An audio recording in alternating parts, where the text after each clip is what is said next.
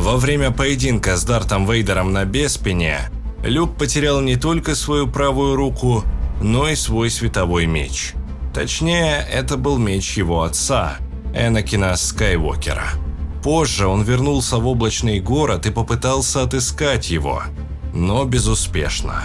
В конце концов, сила привела его к древнему аванпосту джедаев времен Рассвета Республики, где он и нашел желтый световой меч Стража Храма.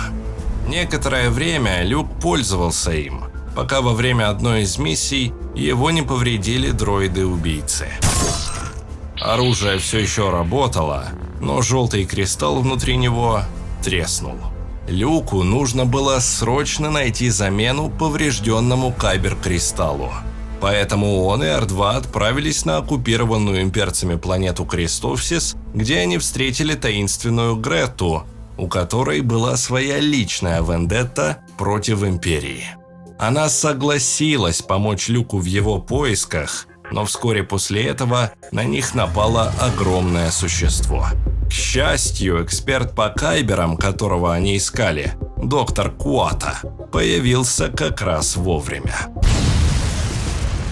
Как и Галин Эрсо, Куата принимал участие в разработке оружия Звезды Смерти, но успел вовремя сбежать после того, как его коллеги начали исчезать.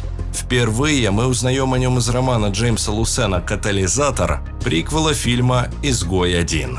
Куата хочет, чтобы Люк передал ему свой световой меч, но ведет себя достаточно странно и, похоже, разговаривает с кристаллами, которые носит на своей шее и пальцах рук. Однако именно его Грета рекомендовала как лучшего специалиста по кайбер-кристаллам.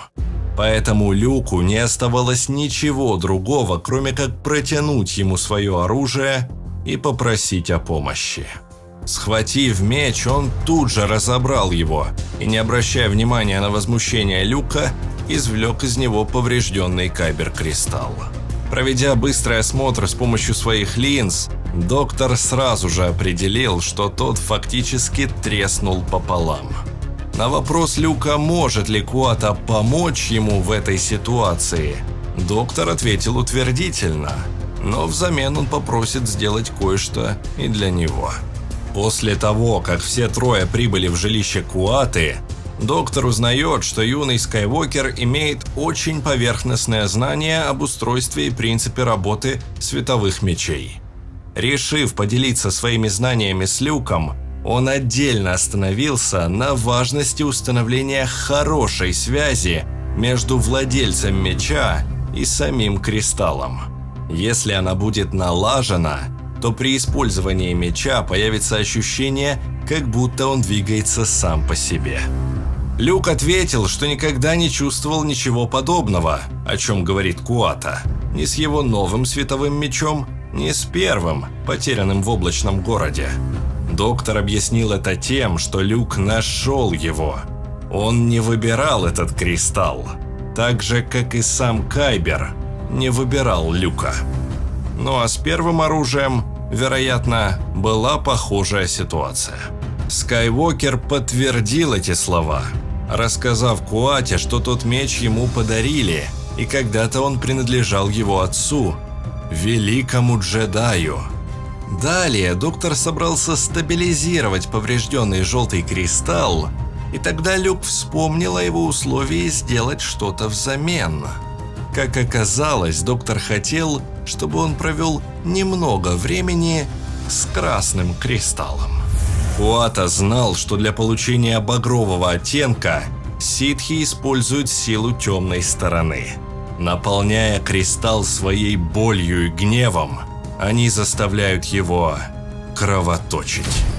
Предположительно, существует и обратный процесс, но для этого потребуется человек, владеющий силой. Поэтому доктор хочет, чтобы Люк попытался исцелить этот красный кайбер-кристалл, ведь он прежде всего ученый, и понимание таких процессов очень важно для его исследований. Люк был не против, но понятия не имел, с чего ему начать. Помочь с этим вызвалась Гретта, которая вспомнила о древнем ритуале своих предков с помощью которого они исцеляли красные ситхские кристаллы. Используя светлую сторону силы, они наполняли их радостью и надеждой, чтобы компенсировать боль, причиненную им ситхами. Это очень сложный процесс, и для исцеления такого кристалла потребуется соединиться с пользователем темной стороны, который заставил его кровоточить. Звучит больно. Я никогда раньше не делал ничего подобного, но я попробую. Отлично! Я верю в тебя. Ладно, начнем. Что? Так, гость. Как мило. Добро пожаловать. Подойди и назови свое имя. Я хотела бы знать, как и почему ты вошел в мой зал? Я медитировал с красным кайбер-кристаллом и пытался его исцелить. Но я не ожидал ничего подобного. Мне сказали... Тебе сказали, что ты найдешь здесь боль, ярость, страх, страдания и горе? Только не в моем зале, молодой мастер. Ты пришел сюда, чтобы исцелить меня? Но что, если я не хочу исцеляться? Я не больна, молодой мастер. И твоя помощь была бы для меня формой агрессии. Думаю, ты уже сталкивался с этим ранее. Испытал боль. Что? Мы можем использовать это вместе. Нет, я... И в этот момент Люк оказывается в каком-то странном измерении. По всей видимости, это то же самое место, которое мы видели в комиксе «Крепость Вейдера», когда Темный Лорд, пройдя через портал, вышел из оболочки своего тела и путешествовал по призрачному миру в поисках Падме. Так же, как и у Вейдера, у Люка отчетливо проявилась потерянная им конечность – правая рука, сжимающая рукоять своего меча. Оказавшись на пустынном плато, он увидел вдалеке замок, окруженный вспышками молний, после чего на их фоне появилась темная фигура Дарта Вейдера, его отца. Встретившись с ним взглядом, Люк активировал световой меч, но тут же был выброшен обратно в реальность физического мира.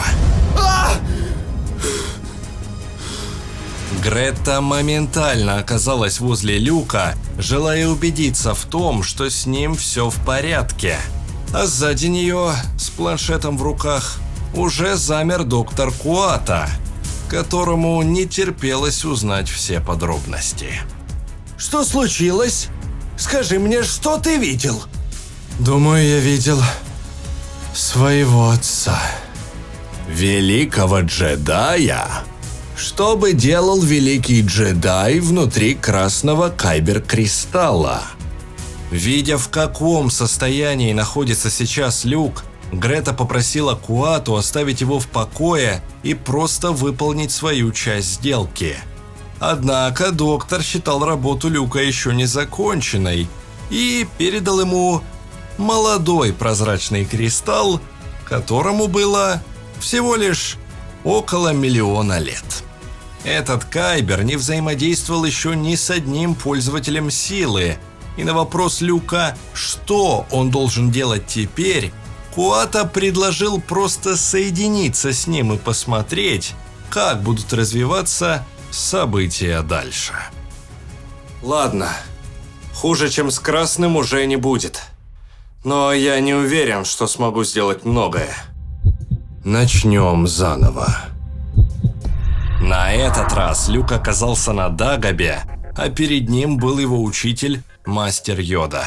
Скайуокер засомневался в реальности происходящего и тут же спросил, где он все это время был и почему не отвечал, когда ему так нужна была его помощь. Ведь он столько раз обращался к нему через силу. Йода ответил, что все джедаи должны идти своим путем, и Люку предстоит принять важное решение. Только после этого он сможет стать джедаем. Мастер Йода снова говорил загадками. Это расстроило и даже немного разозлило Люка. Как и прежде, он мог рассчитывать лишь на себя. Поблагодарив старого мастера за все, чему тот его научил, Люк решает вернуться обратно. После его ухода мастер Йода и присоединившийся к нему призрак силы Оби-Вана обсудили произошедшее. Кеноби считал, что Люк, несмотря на все полученные им знания, все еще не готов. Йода был с ним согласен, но в то же время отметил успехи своего ученика, сказав, что когда придет время, он будет готов. Тем временем Люк приходит в себя и, раскрыв ладонь, с удивлением обнаруживает в ней зеленый кристалл. Похоже, находясь в состоянии медитации, он прошел некую внутреннюю трансформацию и выбрал свой собственный путь, о котором говорил мастер Йода. И это путь джедая-консула. После разговора с учителем, прозрачный кристалл в его руке принял изумрудный цвет, и теперь, по всей видимости, именно он станет основой для создания легендарного оружия Люка Скайуокера. Вот твой меч. Не идеально, но какое-то время еще поработает. Ты сам захочешь заменить кристалл, когда будешь готов. Спасибо за ремонт моего светового меча. Надеюсь, вы узнали что-то полезное из того, что я здесь сделал. Но сейчас я ухожу и заберу это с собой. Однажды мне будет нужно создать свой собственный световой меч. И этот я тоже возьму. Он страдает. Если я узнаю больше, возможно, я смогу его исцелить. Как скажешь. Таким образом, Люк становится обладателем зеленого кайбер-кристалла, и хотя он этого еще не осознает, его путь джедая уже начинает проясняться. Приближается день, когда он соберет собственный световой меч и отправится во владение Джаббы, чтобы спасти своего друга Хана Соло. Понравилась история? Тогда ставьте палец вверх, подписывайтесь на канал и напишите свой комментарий. Именно по вашей активности под видео мы поймем, что такие ролики вам интересны. Спасибо за просмотр и до новых встреч в следующих видео.